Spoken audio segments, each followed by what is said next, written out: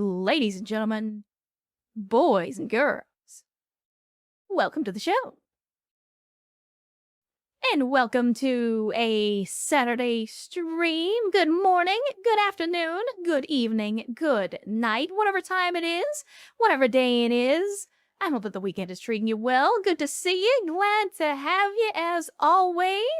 And thanks for coming to join me today for some hot resistance operations in some XCOM 2. You know, we'll be getting into it.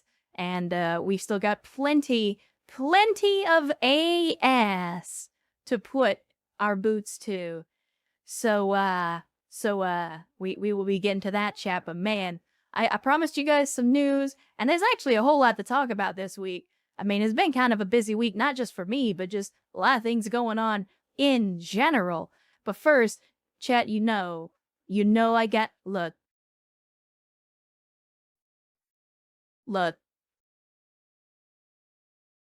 Everybody knows that the fight was rigged. It wasn't like, look out, if you didn't realize that this fight was going to be rigged from the very start, then you're an idiot. If you don't realize that every single fight that Jake Paul has been in was rigged from the start, you're an idiot. The dude is an influencer. He's a self-promoter. He's a businessman. He is a businessman, and he fucking set up every single one of the fights that he's been in. Of course he wasn't gonna lose the goddamn fight. Of course he wasn't gonna lose the fight. And that fight was the biggest fucking snooze fest. Like, look, chat, I'm going on a rant here. I don't normally get into boxing, but when fucking influencers decide to insert themselves into things that they have no business being involved in, look, I had somebody, a friend of mine, that was at that fight yesterday. They got tickets. They paid an outrageous amount of money for those tickets to be there. And I asked him about it. I was like, why are you buying tickets to this fight? You already know how it's gonna go. Like, why even bother? And he's like, 2 reasons. Number 1, I want to see Jake Paul get his teeth knocked out. And I was like, okay, well then you're wasting your fucking money, because that's not going to happen. He's probably not going to take a single fucking hit the entire night. And if he does, you know Tyson's going to be pulling those punches. He is never going to face the fury of Mike Tyson. He's facing the fury of a Mike Tyson-shaped mannequin. That's it. Jake Paul did not take a single real hit from that man the entire fucking match. So the whole thing is like, number 1, if you're looking to get, if you want to see Jake Paul get his teeth knocked out, that ain't happening. Not in that fight anyway. He said, okay, the second reason that I want to go is because, hey, it's the first time Tyson's been in a ring in years, and I mean, the man needs more money. And I was like, no, he doesn't. Tyson is a millionaire. He's good. Like, he can live on his legacy forever. But I cannot deny that it was fun to see, like, the lead up, because it was fun to see Tyson, like, in training and you know, like, doing stuff related to the match up to that. I loved watching him slap the shit out of Jake Paul at the free fight, even though I know it was staged, even though I know it was bullshit. Like, just getting to see Mike Tyson slap the shit out of Jake Paul was almost worth it. But yeah, like, if you expected anything other than a snooze fest, like, I encourage you to go back and look at literally any of the other fights that Jake Paul has been in. They were all snooze fests, and he basically won every single one of them. He is trying to artificially build this reputation as some undefeated fighter that has taken on all the greatest names in boxing, and yet every single one of those fights was so clearly rigged. We all know that the only reason the boxing administration lets him continue to do these fights is because it makes them a shitload of money. If this was just some nobody trying to do this shit, his ass would have been tossed out of the administration a long time ago. But anyway, so here's the thing, and this is how I knew Like, you could tell, if you know anything about Mike Tyson, if you've watched anything about Mike Tyson, and Chad, I apologize, I'm going off on a rant. I'm a little bit heated about this because, like, again, I'm not a huge boxing fan, but anyway. So the thing is, like, Tyson very publicly put a lot of his, like, training stuff up on the internet, on YouTube, on Twitter, in the lead up to the fight. In the lead up to the fight, right? Go watch those training videos. Go watch how fast he is. Go watch how aggressive he is in the training. That's the Mike Tyson that we know. Is the man 56 years old? Yes, absolutely. Is he a little slower than he used to be, you know, say 10, 20, 30 years ago? Absolutely. You expect that. 58 then, Serini, fuck you. But yeah, I mean, the dude is in his mid to late 50s. He's almost a senior citizen. Like, but look at how good he looks in the ring during that training. Again, look at how fast he is. Look at how aggressive he is. Look at how much power he has behind his swings. It is... You see him get in the ring. You see him get in the ring. You see him throw those first couple of punches at Jake Paul. And you can tell like, right away, he's pulling his punches. And then there was a couple of times, like, the thing that really kind of got me heated as I was watching the fight was, like, there were a couple of times in the first and the second round where you could see, like, I don't know if it was Tyson maybe forgetting that Jake Paul has no fucking idea what he's doing. Like, he has the size and stature of a boxer. But he's also a multi-millionaire influencer who can literally sit around 12 hours a day in the gym. If he wants a body like that, he can absolutely get a body like that. But it doesn't mean he knows the first fucking thing about boxing. So, like, Jake Paul clearly doesn't know how to fight. He is not a boxer. He thinks he is, and he's trying to artificially display himself to the world as a boxer, but he's not a boxer. He doesn't know the first fucking thing about it, and you can tell every time he steps in the ring with a real boxer, but it was especially apparent. It was so obvious that he is a rank amateur when he's standing in front of one of the greatest boxers of all time, Mike Tyson, because you can see, like, again, there were a couple of times where Tyson actually let loose a little bit, and Paul immediately, like, puts up his guard, falls back, he's up against the ropes. If Tyson were fighting for real, if Tyson were fighting to win, he would not have backed off. He would have immediately destroyed that man. He would have beat him into fucking hamburger. The last thing that you ever do when you are staring down the mountain of meat that is Mike Tyson, Mad Mike Tyson, the last fucking thing that you do is hang back, put up your guard, and put your back against the ropes. There are many better fighters that have done that exact thing and ended up on the mat in a matter of seconds. So, like, the fact that he was pulling back, the fact that he was pulling basically all of his punches, I'm like, yeah, this was absolutely staged. It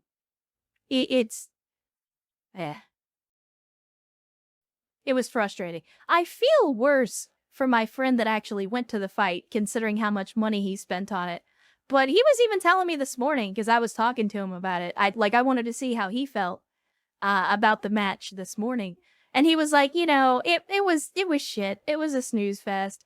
But he and his wife had a good time. So, you know, it's, there's that at least. I mean, hopefully, the other folks that were there had a good time as well. But the fight itself it was a snooze fest. And the thing, like, if you don't like Jake Paul, if you don't like the whole thing going on with him trying to be a boxer and stuff like that, the only thing I can say is, like, if you're one of those people who, like, supports these fights ironically, if you're one of those folks that, like, watches these fights, pays for these events ironically because you want to see Jake Paul get his ass kicked, don't. Because that is what they're selling it on. Because there's one half of the audience that showed up because they actually like Jake Paul and they want to see him win and they want to be part of this like imaginary legacy that he's building. And then there's the other half who all want to see Jake get his face punched in, and they're all going to be disappointed because it's not going to happen. He's an influencer. His face is one of his most marketable fucking attributes. There's no way in hell he's going to let, again, one of the most dangerous and powerful boxers of all time beat his face into a pulp. Never going to happen. Never, ever, ever going to fucking happen. The only way it's going to happen is if someone else calls him out, gets him in the ring, and then decides to ignore all of the money that Jake Paul throws at him to not beat the shit out of him. But anyway, that's my Jake Paul, Mike Tyson rant. I apologize, chat, for those of you that are not into boxing, that do not give two shits about the fight. I really just it got my grits. I'm sorry. Y'all know me. I get passionate about the weirdest fucking things sometimes. And that one got my grits a little bit. That one got my grits. I'm glad it's over. And I'm gonna be perfectly honest with you guys. Like, I didn't even know that the Tyson Jake Paul fight was a thing until like 2 days ago when I heard everybody talking about it.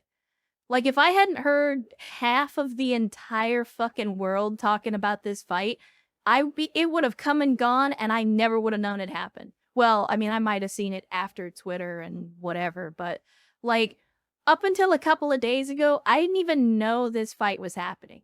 Did he get to keep his ears? In this case, Grindler, he did. I mean, I wouldn't be surprised at all if the next fight that Jake Paul tries to prop up is to go get fucking Holyfield and then bite his other ear off. Like, at this point, I wouldn't even put it past the scumbag. Like, he will do anything for fame and publicity. So, write it on your calendar. Right here, today, on November 16th, 2024. Write it down. This is the day Maria Miran said, hey, you know what? I bet you Jake Paul's going to try to fight Holyfield next. Watch that shit happen. Actually, he just challenged Conor McGregor. Oh, great. Now we can watch two frauds get into the ring together and watch them dance around each other for 8 rounds. Sounds like the fight of the century. Awesome. Outstanding. Anyway. Enough about that, chat. Enough about that. I'll get off of that particular soapbox. Because that's not what you came here for. Anyway, I did promise you guys news. And for some of you, especially those of you that are on the Discord, you probably already know what the news is about.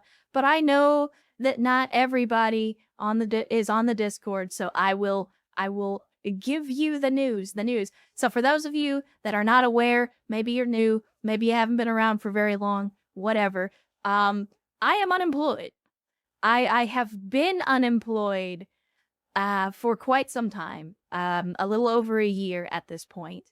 But earlier this week, much to my own confusion, because I didn't realize that it had happened, apparently I got a job. And I finished up my first official day on the job yesterday. It's not a great job. It's not. It's a menial labor job, so it's not really something that I want to do. I like the people though. I like the company. I like the people. Like, it's not a terrible place to work. Well, y'all say money is money. Well, the thing is, like, it's a menial job, which means the salary that they're paying me, it is not even enough for me to pay my bills. But thankfully, it's not my only source of income.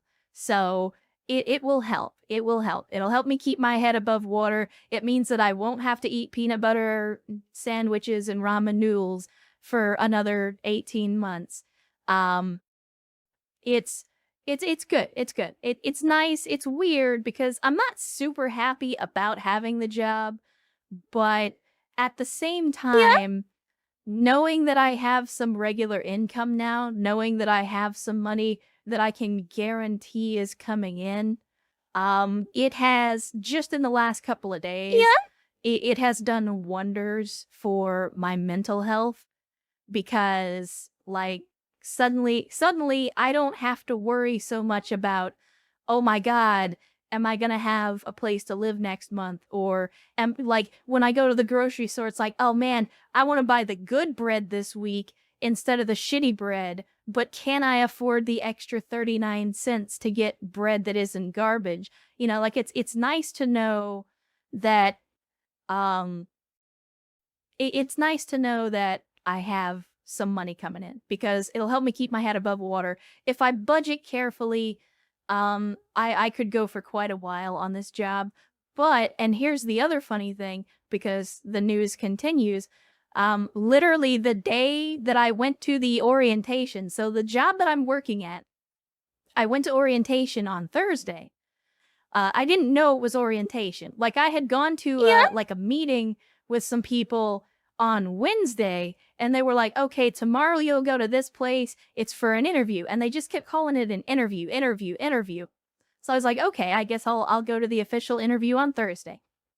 So I show up and they're like, oh, are you here for orientation? And I was like, no, I'm here for an interview. And then the receptionist lady was like, well, who are you here to see? And I gave her the name, and she was like, oh no, he's doing the orientation today.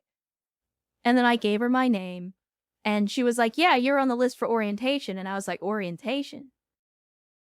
And that was kind of the moment where I realized, I was like, oh shit, I already have the job. Like I completely unbeknownst to me, like it wasn't an interview, it was a job. Like that they had already accepted me. They had basically already decided to hire me, and that was just me going in for the orientation. So, you know, we filled out the paperwork, and it wasn't just me, to be fair, because I know it seems a little suspicious. I agree. But like there were like 8 other people there, and some of them had even worked with this company before. So like they could vouch for it. They were like, yeah, this is a good company to work for, so on and so forth. So like my suspicions were immediately abated because, you know, there were other people there, and they were willing to sign off and say, yeah, like I know people that work here. I've worked for this company before. Like it's a good place to work and that kind of thing. So I was like, oh shit. And so yeah, apparently I just got the job. And I it's funny. I still don't actually know how much I'm making, but I know it's not enough to get by on.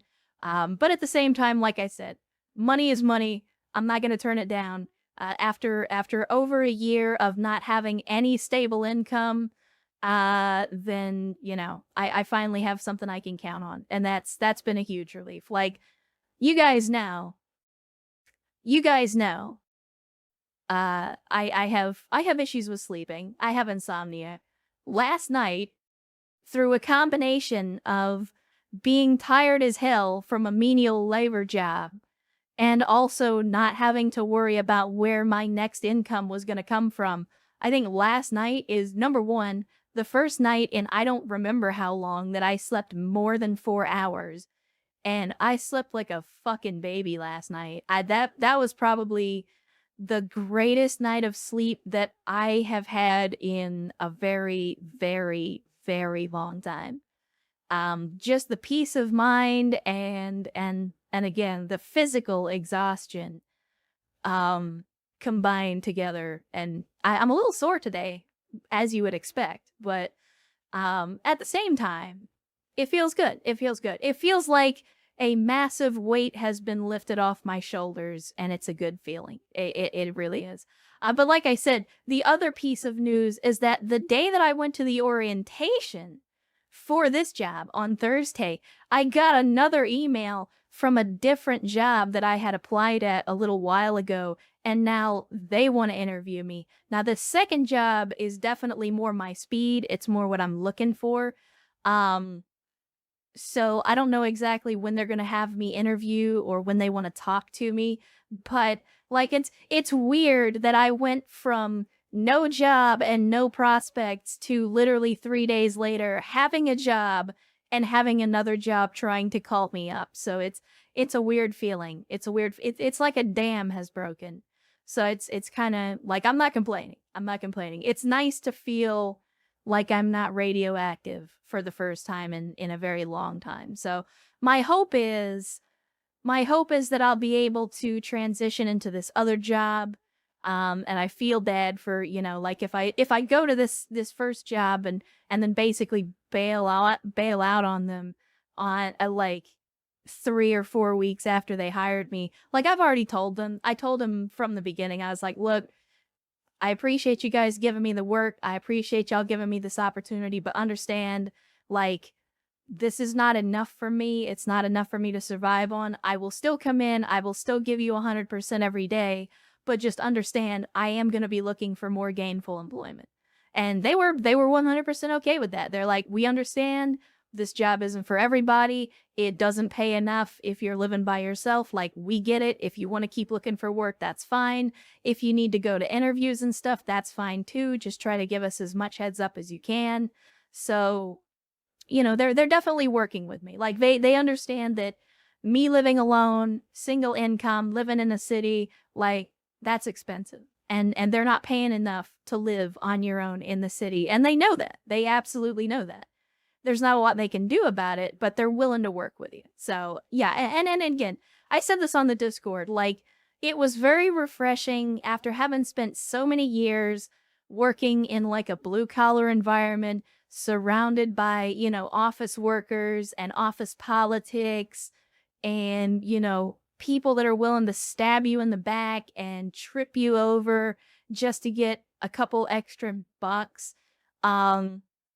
Just to get a little bit ahead in their career.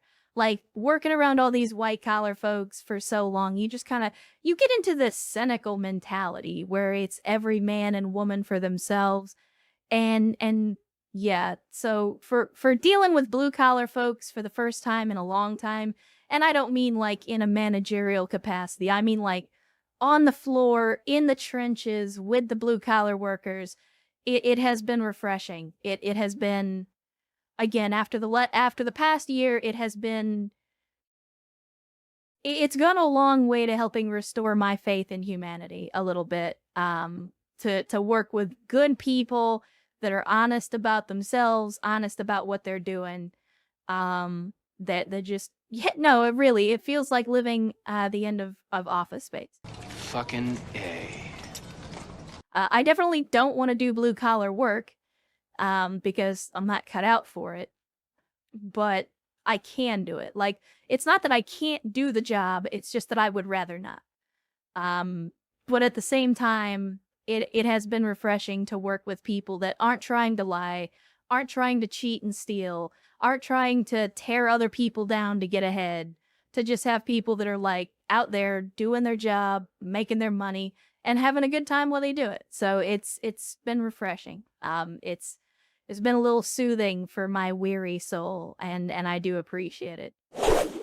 Anyway, chat, enough bullshitting. We've literally been here for almost an hour, and we haven't done a goddamn thing. There are still A's out there that need a swift boot in the ass, and it's not gonna happen if we never get to the Avenger and take the fight to the enemy. So, what say we get over to the Avenger chat, shall we? I don't know why it always does this to me. There we go. There we go.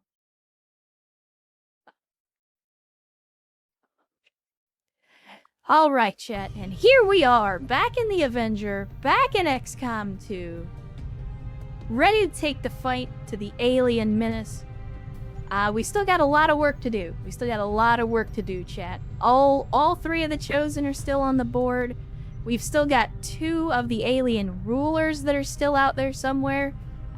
We had a couple of run-ins with the Viper King during the last stream.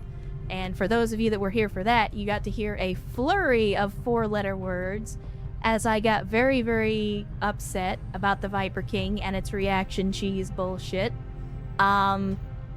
However, funny thing about that is I already had a mod downloaded to finely tune the way that alien rulers work. And for whatever reason, so the mod doesn't do anything by itself until you change the settings.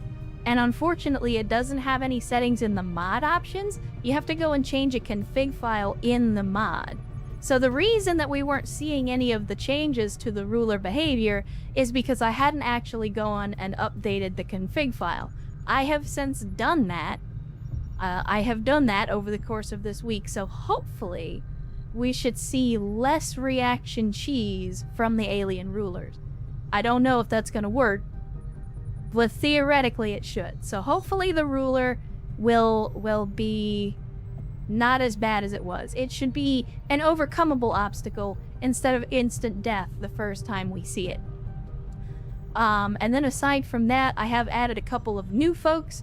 For those of you that gave me your information on the Discord about what you wanted me to do with your characters, I have implemented that feedback to the best of my ability. So for anybody that was new in the list of names or that just had some more input for their character, I have done my best to handle that as well. Well, the sad part was, Riploid, it wasn't even instant death. It was usually a death over several movements, but it basically meant that, like, when the Viper King grabbed somebody, they're basically gonna die, because you wouldn't be able to get them away from the Viper King without killing the Viper King. And at the very beginning, they have so much health that you can't really take them out very early. But again, hopefully that has been resolved. Hopefully it has been resolved. Let's see. I missed a bunch of stuff in the chat. If you wonder how expensive zero-G water equipment is, check the Princess dropship that has a pool of 500 tons at least. I don't even want to know. I don't even want to know. And Star Commander Bjorn's sunsets just happens. Well, good to see you, Star Commander Bjorn, and thank you for joining us on a Saturday. I agree, it do be like that sometimes. But thank you for joining us on a Saturday, and hopefully the weekend is treating you well. Mad Tan says, I feel like MechWarrior 3 in early games had the PPC armed variant be called Mad Cats, and Timberwolves had the Gauss rifles. Redditor gave me more lore. So, if you're not familiar with Battletech lore, Mad Cat, and I'll get, again, I'm not going to go down the full rabbit hole here, but basically, in the Battletech and MechWarrior franchises, the mech is essentially just the chassis. It's like a model of car, for example, like a Toyota Corolla. And the weapons would be more like the accessories. So, like, if you get a Toyota Corolla and you put, a sound system in it, it's still a Corolla. Like, you would still call it a Corolla. It's just this Corolla has a sound system in it. Whereas, you may have a different Corolla that has power windows and then another one that doesn't have power windows. That kind of thing. So think of the weapons as like an accessory on a car, but essentially, again, without going down the full lore rabbit hole, the Timberwolf and the Mad Cat are the same mech. They are the same robot, but it's just different names for that mech depending on the faction in question. There's two major factions, and they each have their own name for it, so that's kind of the joke. When I see Mad Cat, I call you Timberwolf 27, because the Mad Cat and the Timberwolf are basically the same mech. It's just you can cram a bunch of different weapons in them to do different things. But again, like I said, I'm not gonna go down the full lore rabbit hole. I leave you to do that on your own. But that's the whole thing about that. We got Overspawn in chat on a Saturday. He says, it's always possible the insta-kill weapon upgrades give a chance. Yeah, I mean, that's true, but I don't think we have any of those upgrades yet, and two, I know that at the time, even if we did have those upgrades, I didn't have any equipped. I want a Gauss rifle in my Opel Corsa. I mean, all you have to do is find a way to make a Gauss rifle work, and then strap it to your car. I would assume it would be that simple. I mean, it's a Gauss rifle, so it should theoretically run off electricity, which means as long as your alternator works, I mean, it might take a while to charge, but I would think you could still do it. Feel free to correct me, Chad. I'm not an expert. I'm not a scientist by any stretch of the imagination.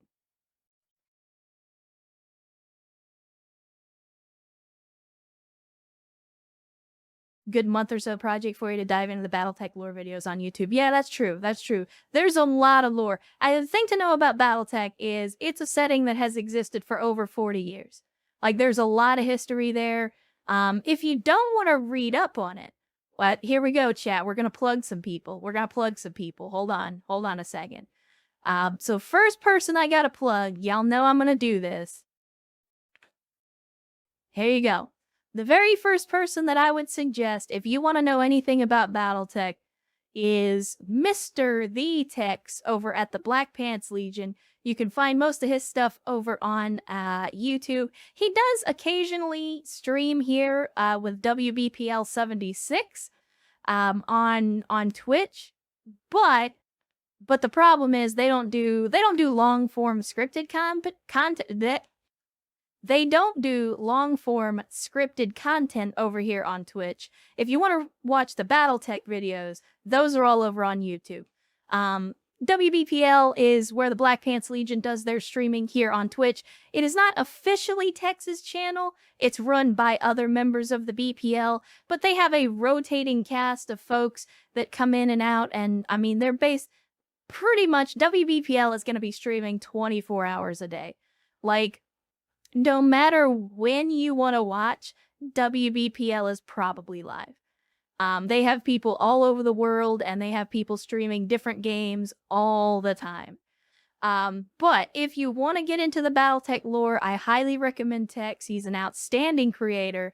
Mechanical Frog over on YouTube is also another outstanding creator. They are cranking out videos on a very regular basis.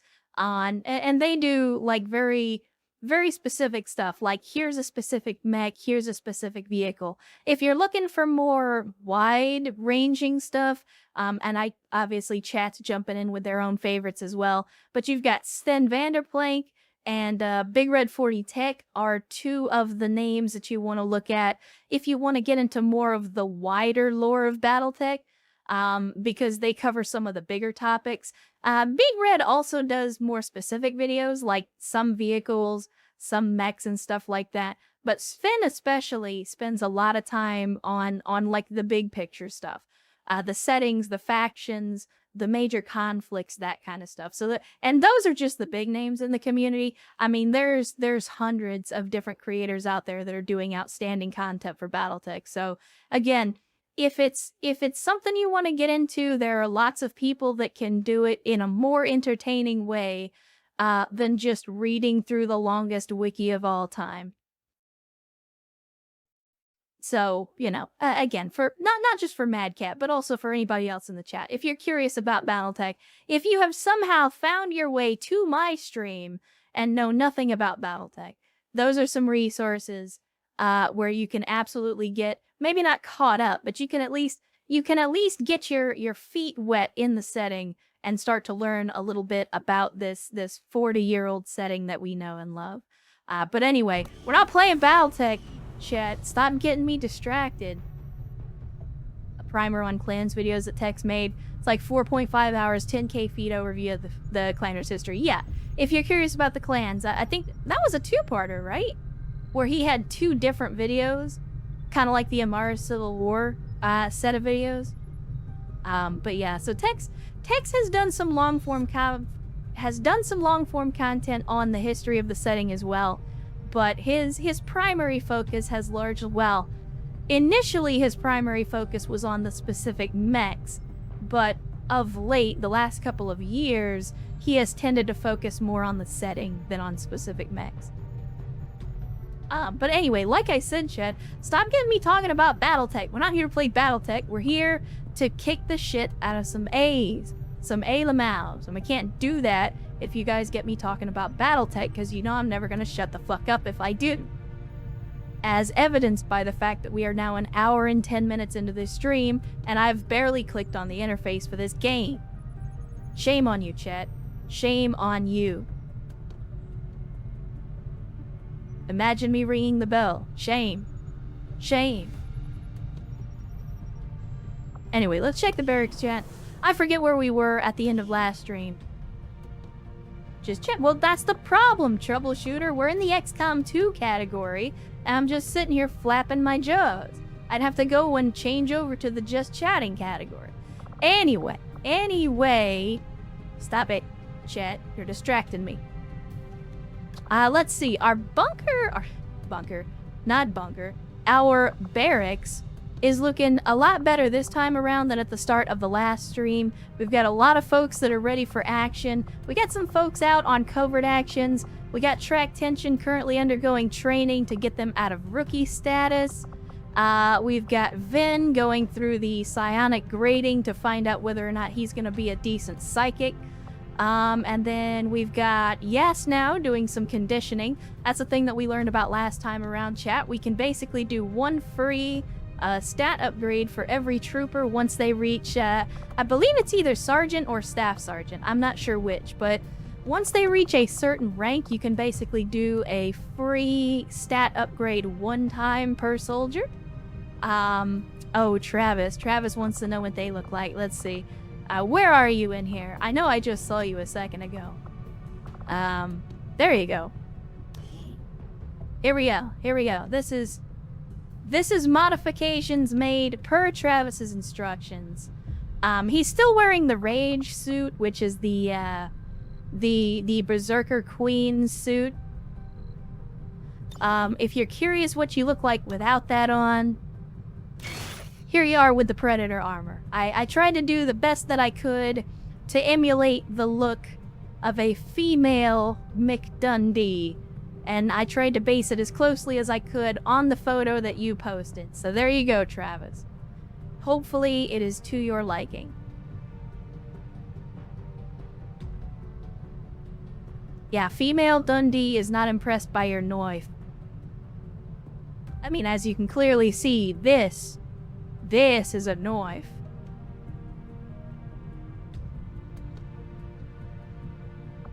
But anyway, honestly, right now, I think the Rage suit is better, and originally, Travis had like a kind of a green going on here.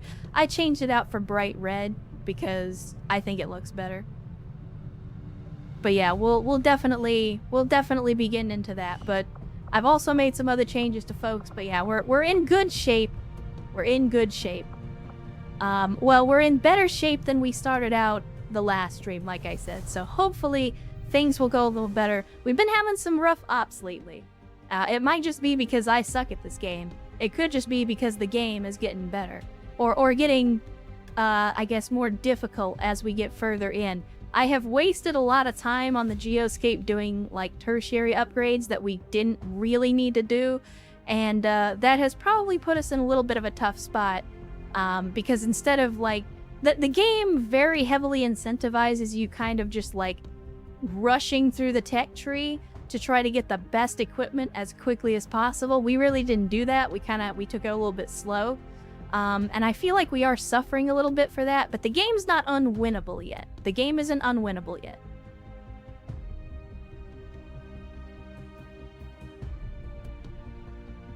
Tribal Typhoon, why you gotta do that? Why you gotta do that, buddy? Why I gotta do that? Anyway, let's go back to the Geoscape. I don't even remember where we left off on the Geoscape, if I'm being perfectly honest with you, chat. I know we had just gotten done knocking out a black site, but I don't really remember what else was going on. Known specimen, and the destruction of this facility will prove to be a turning point, Commander. Excellent work. Commander, remote reconnaissance indicates the aliens have a UFO hunting for our position. We need to be careful about where we pick our flight paths. Oh, wonderful. In addition to we might get shot down this month, there's also the distinction of, I don't remember who said it, but somebody last stream had mentioned because we did the stasis suit black site, we might finally be able to do the Hunt the Chosen level 3. Which would allow us to start actually taking out the Chosen for good and making them go away. But I don't know if we're there yet. So for those that have not been around that don't know, I have a mod installed that gates the Chosen extermination mission behind story progress. So you have to make it a certain way through the story before you can actually take them out.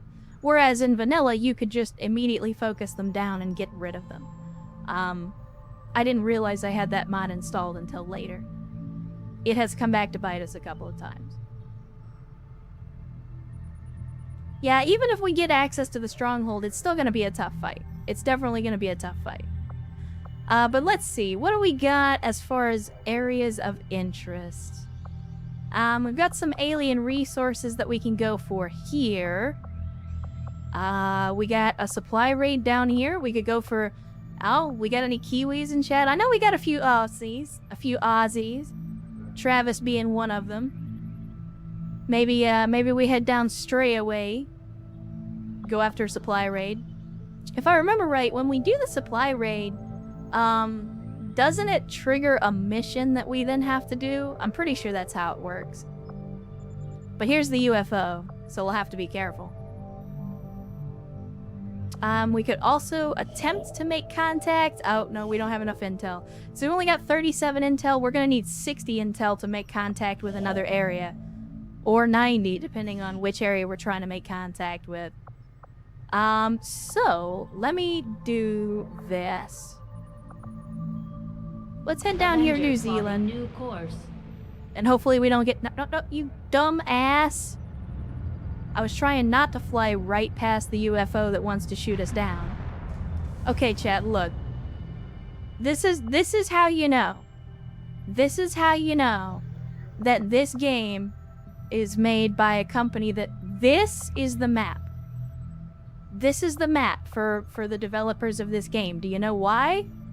Because it would have been faster and more direct to fly from Western Europe to New Zealand. Instead, it chose to fly all the way this direction to get to New Zealand. Because whoever made this game was looking at their map like this and decided that if there was a way to get from here to here without going this way, then they were going to do it. It's what you call a Eurocentric mindset, chat. Anyway, let's start digging into the supply raid. I don't know if it's going to give us a mission or if we're just going to straight up get, like, supplies. We will see. Let's see. Track Tension has finished their training. They are now a Shadow, which is essentially a discount Reaper. So let's go have a look. Let's go have a look. Yep, there we go. He's got the Vector Rifle, which is basically the, definitely not a Dragunov, definitely not an SVD rifle that the Reapers get.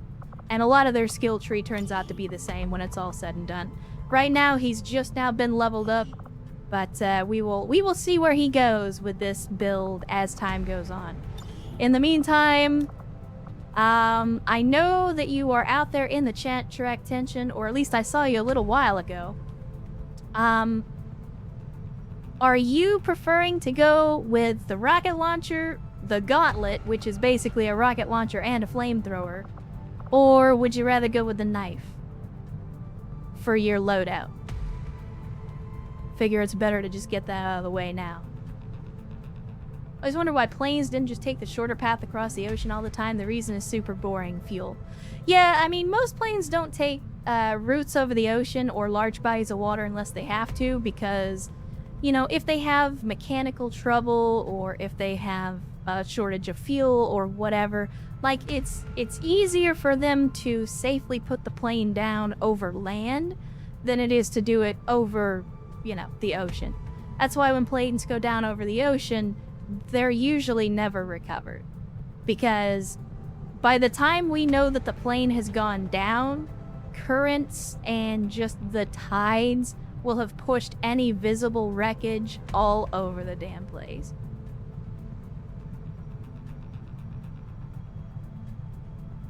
Now, I'm not seeing anything from Track Tension, so I guess we'll bother him later if I see him in the chat again. In the meantime, because he is using a Vector rifle, and because we don't currently have any upgraded Vector rifles, I think we're going to have to go to engineering and buy one. Assuming that we can. I don't know if we ever researched what we needed for that. Oh, we did. Okay, there we go.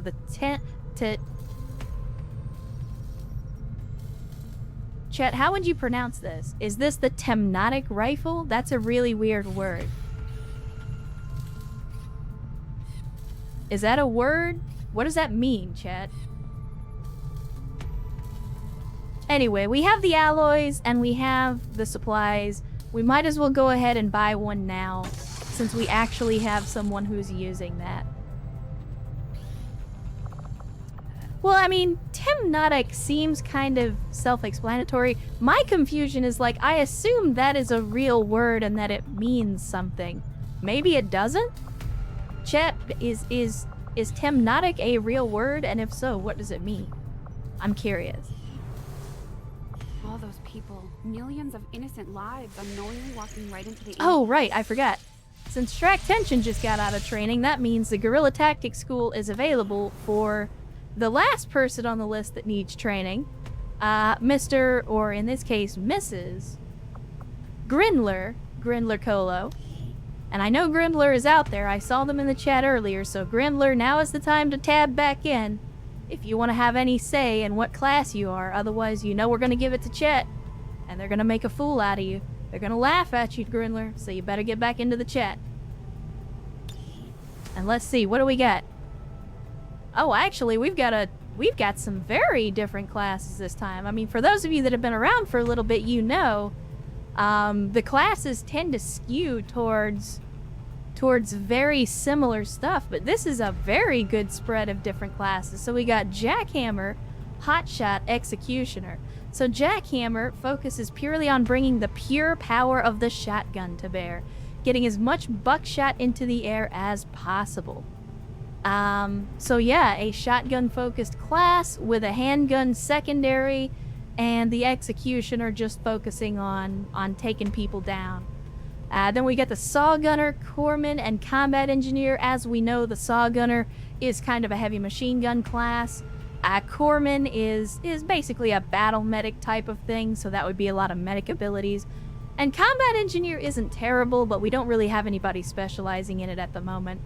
And then we got Sharpshooter, Grenadier, Sentinel. Sharpshooter, of course, being a sniper rifle. Grenadier, obviously, bringing a grenade launcher. And Sentinel, I think, would be a good complement to that as well, because Sentinel focuses on a lot of Overwatch and other types of abilities. So I think Sentinel could be a good fit for Sharpshooter if you wanted to go that way. So yeah, there you go. There's the three classes. The question is, Grendler, which do you prefer? You want to go shotgun pistol, you want to go heavy machine gun medic, or do you want to go sniper grenadier? It's kind of an odd combination when you think about it. Grendler says 3. Alright, so we're adding our second sniper to the team. Now keep in mind, with a sniper rifle, you can't move and shoot. So Grendler, the chances that you get left behind suddenly went up significantly. And speaking of, there you go. You can see the man himself, the woman himself, with that guile haircut and the lime green bodysuit, doing them push-ups. That's right. Gotta get those reps in, Grendler. Gotta get those reps in. Cardio, it's important. Not just for the zombie apocalypse, but for the alien apocalypse as well. Alright, chat, let's get back to the Geoscape. And we got a lot of folks rolling into the chat. We got June August rolling in with a Nyan Pasu. Of course, a reference to Non Non Biori, the anime that simply will not die.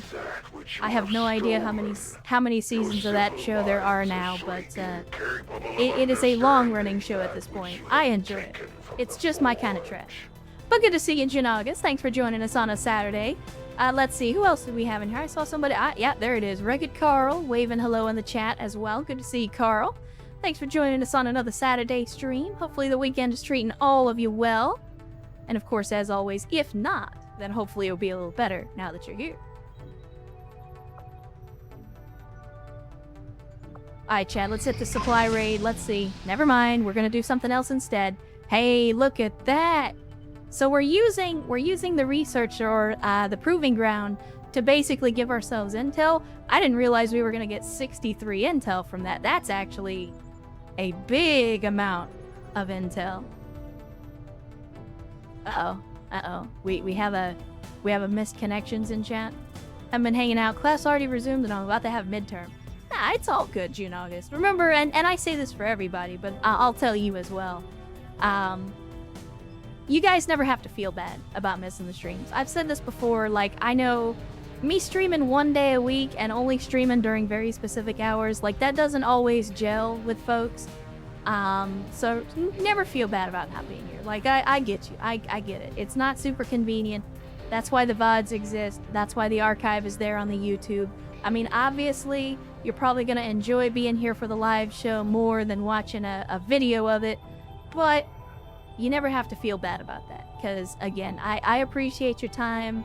Whether you spend it here in the stream, whether you spend it over there on YouTube watching the archive, or whether you're just hanging out in the Discord because that's all you have time for. I mean, if you're spending any time in this community at all, it is appreciated regardless of how or for how long.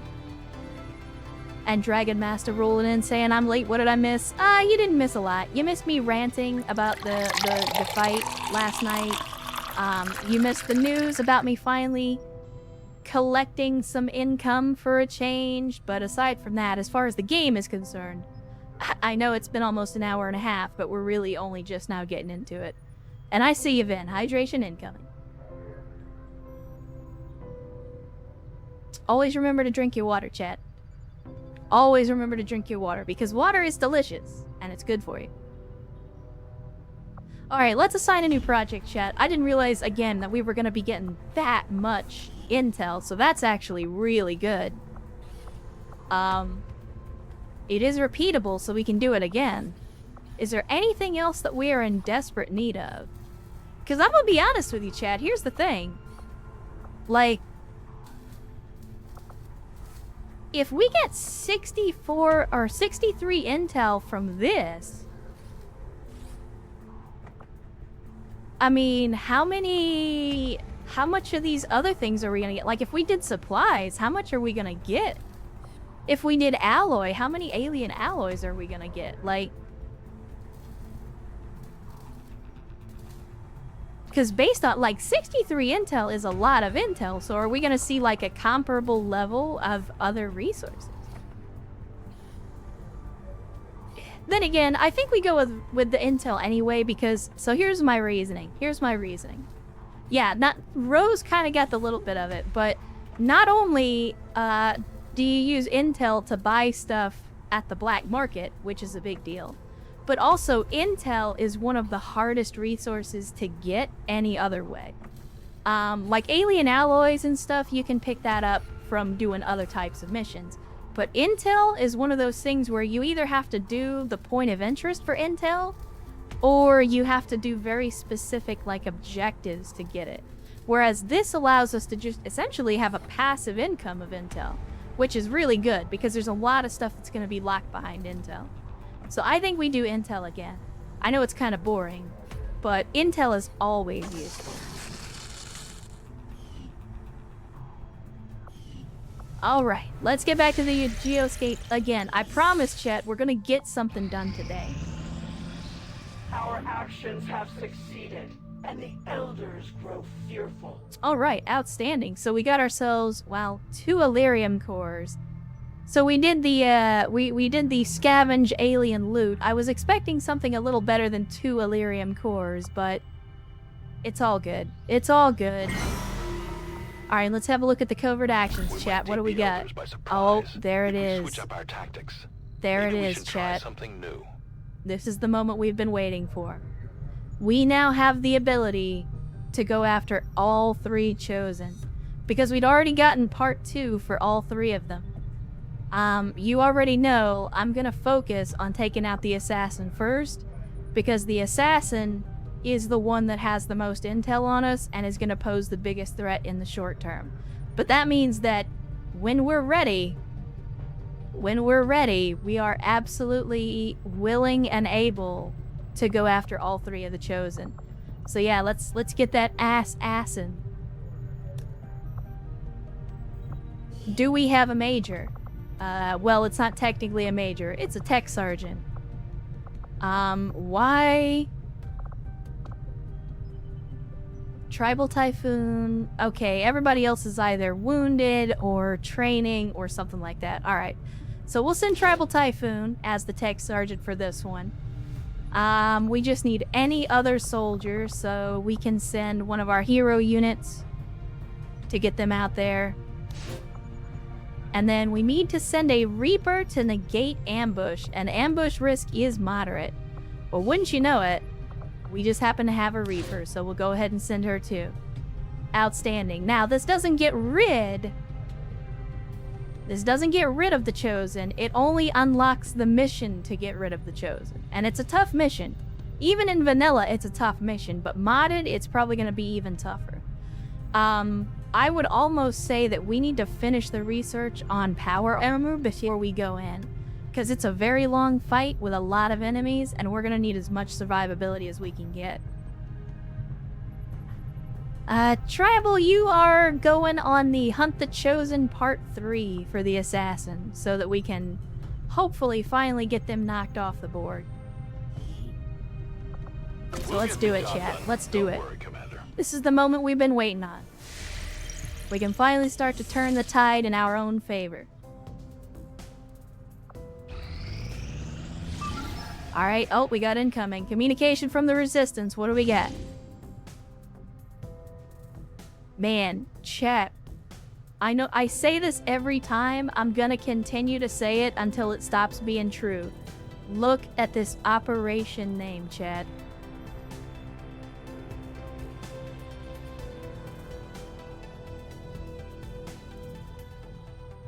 Look at this operation name. Operation Stone Cold Hydra. And for some reason, it's trying to give us Ro as a recruit, even though he's already in the game. I don't really know why. So if we succeed, I will probably be replacing that with whoever is next on the list. So don't worry. Ro's not going to get to have a clone just because the game bugged out a little bit. But we are extracting a VIP from an Advent City. They are not reporting any Chosen or Ruler activity in the area. That doesn't mean that the Chosen can't show up. But they're not being reported. Beyond that, we've got 9 enemies. Let's see. Show me the list. There we go. So we got Elite Priest, Elite Gunner, Purifier, 2 regular Vipers, a Naha, which I believe is the sniper version of the snake. Then we got a Grenadier and a Codex. The Codex could be a pain in the ass. But aside from that, I'm not, like, the Priest is gonna be a threat. The Vipers will be a threat. The Vipers makes me think, because, again, these are just basic Vipers, that makes me think that we might see the Viper King on this mission anyway. Oh, is that what we're doing? We're rescuing Ro? Was Ro kidnapped? Chat! Was Ro kidnapped? Is that a thing that happened?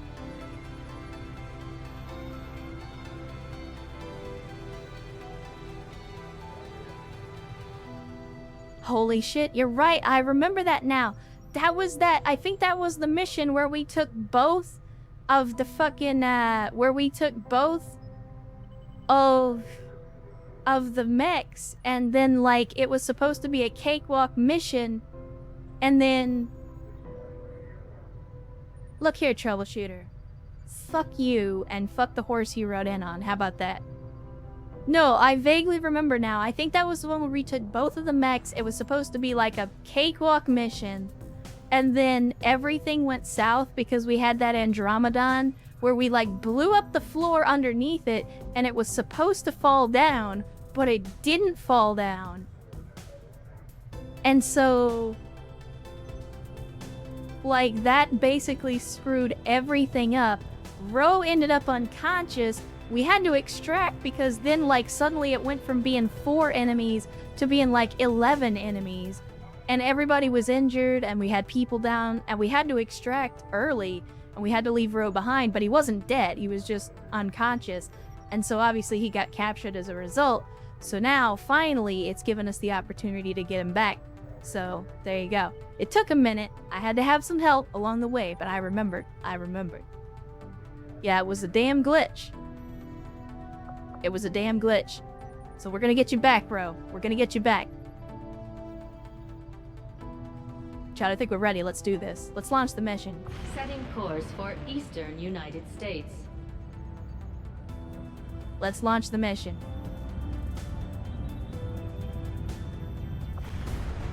Ernst is insisting on going on this one because Ro is his battle buddy.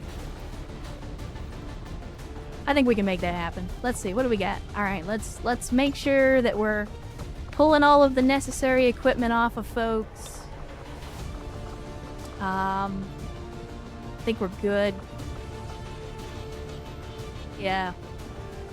All right, so let's put our team together, chat. We know we're dealing with a priest. We know we're dealing with a purifier. We know we've got some snakes on the field. We know that we've got a codex on the field. Beyond that, it's just regular, well, I say regular. Beyond that, it's just like Advent troops. Just standard types of weapons that we're going to be up against. But the big threats are going to be the priest, the snakes, and the codex. So what do we do to prepare for that? Obviously we got to put Ernst in. I'll put him over on the side so that he's not blocking anybody else's glam camp. Let's see. He's still got all of his equipment, so I think Ernst is good to go. Let's see. Who else do we take in on this one? Trying to think of who's available. I mean, as always, I want to kind of take some of these guys out. Some of the folks that are a little greener, but I don't want to take a bunch of green people out, so... I mean, General Quarters has been in for a while, but hasn't really gotten an opportunity to do anything. Well, let me think. So we took Crazy Ivan, we took Thanosi, we took General Quarters out last stream.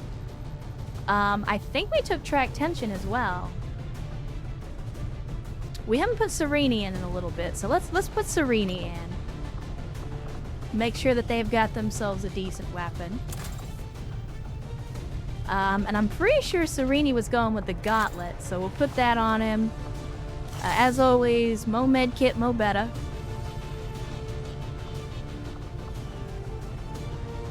Replace the laptop with a rocket. Yeah, that's true. We're not really going to have many opportunities to hack anything.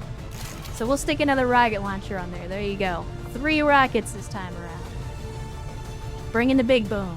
Bring in the big boom.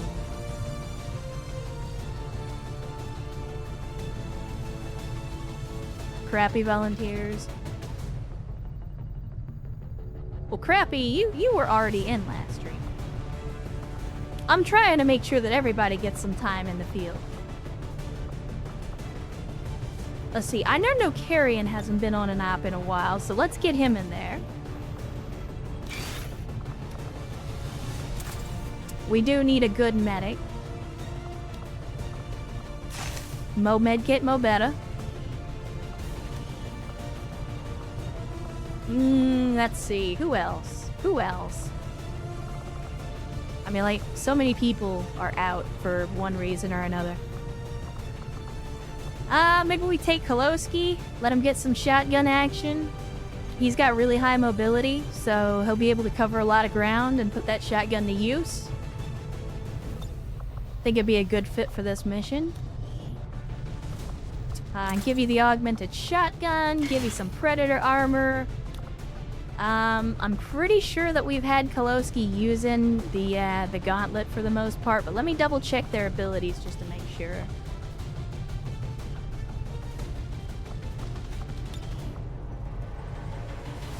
No, they haven't even really been focusing on the gauntlet. They've mostly just been going heavy down the assault tree. So you know what? We could take the gauntlet. The gauntlet's going to give us a rocket launcher and a flamethrower use. Or what we could do instead is give them the travel light ability, which is going to increase their mobility by 1.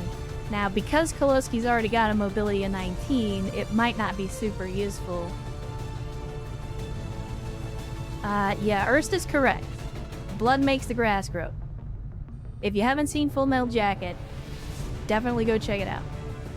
One of the most iconic war movies of all time.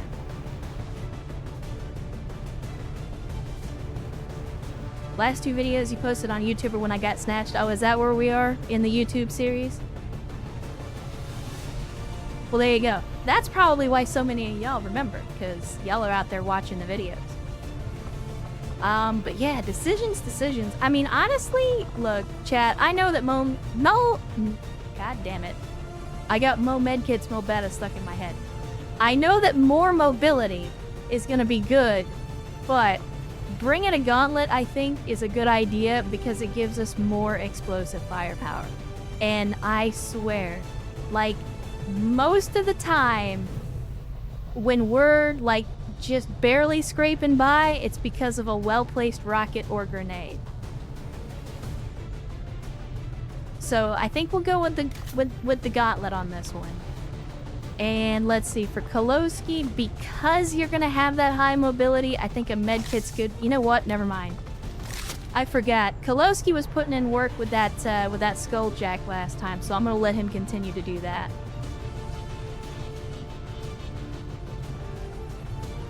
And look at that. Kolosky's looking angry. Look at that face. He is mad about I mean, he's mad because he's ready to go save Ro. Alright, who else are we putting in on this one? We gotta take some folks with a little more experience as well. You know what? I don't think that we've taken out the man in white in quite some time. We have not gotten Elijah on the field in a hot minute. I think he's overdue. So let me get into the barracks here, and let me pull some equipment off of some of the folks that are not, in fact, coming with us. Sorry, Sierra, I'm gonna be stealing that rifle from you. I'm gonna be taking your armor as well. Let's see. Thanosi is not going on this one, so I'm gonna take your rifle and armor as well. Also gonna take that med kit from you so we can put it on somebody else.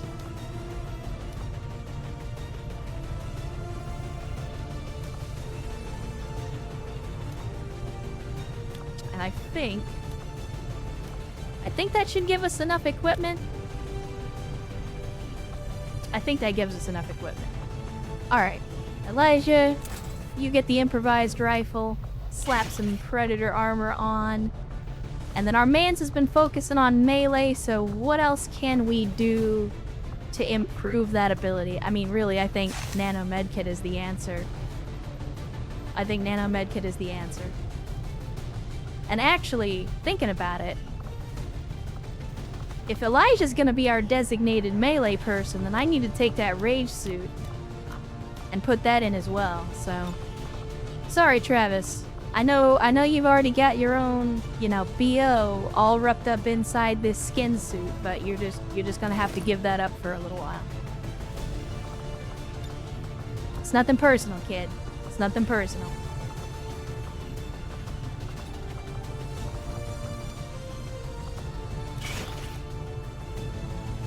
Man, that just looks wrong in all white. That looks wrong in all white.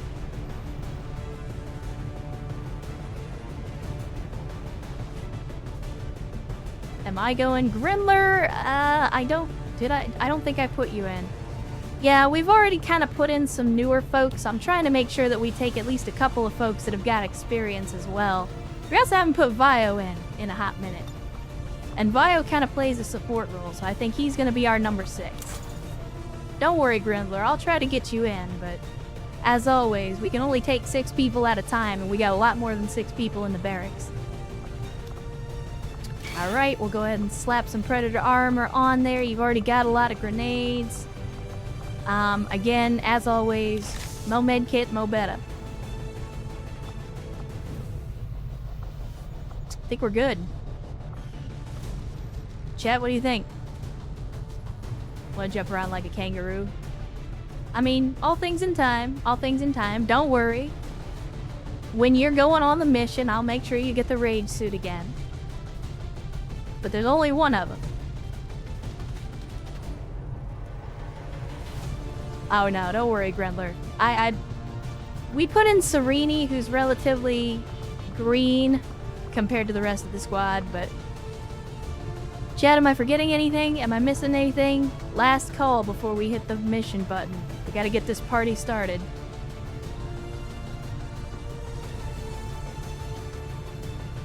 Flashbang hater? I mean, it's not that I'm a flashbang hater, it's just I prefer to blow things up.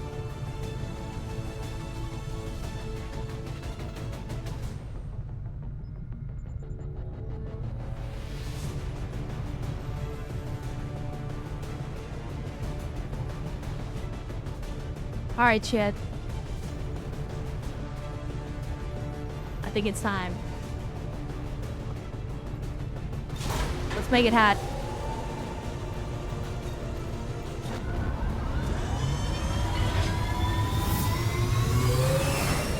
Let's make it hot, chat. Sky Ranger We gotta deployed. rescue Squad Ro. Ranger We gotta bring deployed. his ass home.